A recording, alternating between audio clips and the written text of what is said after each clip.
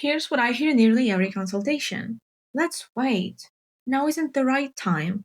But if conditions improve in a year, that impulse makes sense. Relocation, investments, paperwork, these are major decisions. Wanting to wait for the right moment is natural. But here's the reality. In immigration, waiting is itself a decision.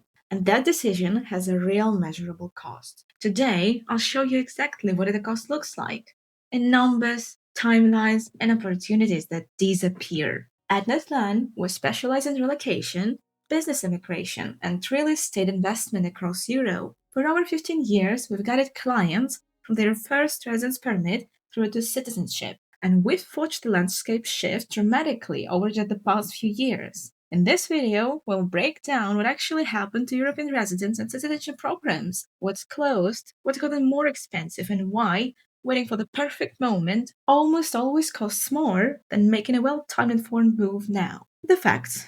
Conditions haven't softened. Let's start with a clear fact. Over the past 5 years, immigration conditions in Europe haven't softened. They've become more expensive and more complex consistently. 2020. Cyprus terminated its citizenship by investment program entirely. Once a straightforward fast-track option, it no longer exists. 2022. Bulgaria closed its investment-based citizenship pathway. 2023. Portugal removed residential real estate from its Golden Visa program. The program still operates, but only through more complex investment categories: venture funds, scientific research, cultural heritage projects, and job creation. The simple buy an apartment, get a residence card scenario is gone. What was once a baseline option for investors is now off the table. Greece offered the clearest example. For years, it was known as an accessible entry point with a €250,000 threshold. That changed in 2024. In high-demand areas, Athens, Thessaloniki,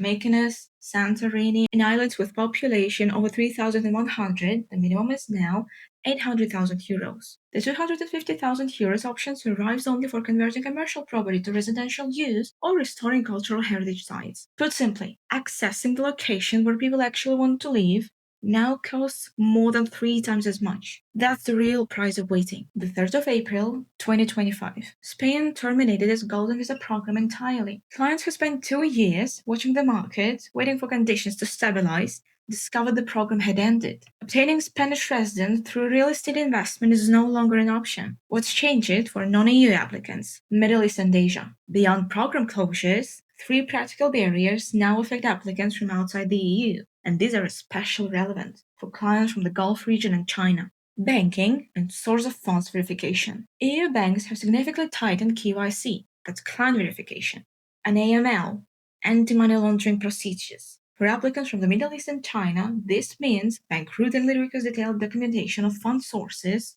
business structures, and capital origins. Without EU resident status, opening an account at most European banks has become practically difficult, regardless of an investment size. This isn't a legal prohibition, it's a compliance reality that must factor into your strategy from day one. Visa access. Citizens of many Middle Eastern and Asian countries typically receive single-entry Schengen visas, not multiple entry. In practice, this means every trip to Europe requires a separate application, a separate document package, and no guarantee of approval. EU resident status removes this barrier entirely. Processing timelines. Residence permit applications across the EU now undergo more rigorous scrutiny. Processing times have lengthened across the board. This is simply the current reality for all applicants without exceptions. Have you already encountered difficulties opening European bank accounts or obtaining visas? Share your experience in the comments. It helps me identify which topics to cover in more depth. 3 arguments for waiting and why they work against you. I hear the same 3 objections repeatedly. Let me address each directly. There are hardly any options left for non-EU applicants. Why bother starting? This isn't accurate. Not everything has closed. While many real estate-based pathways have narrowed, route through business establishment, digital nomad visas, programs for financial independent individuals, and fund-based investment options remain open and accessible. The paths exist.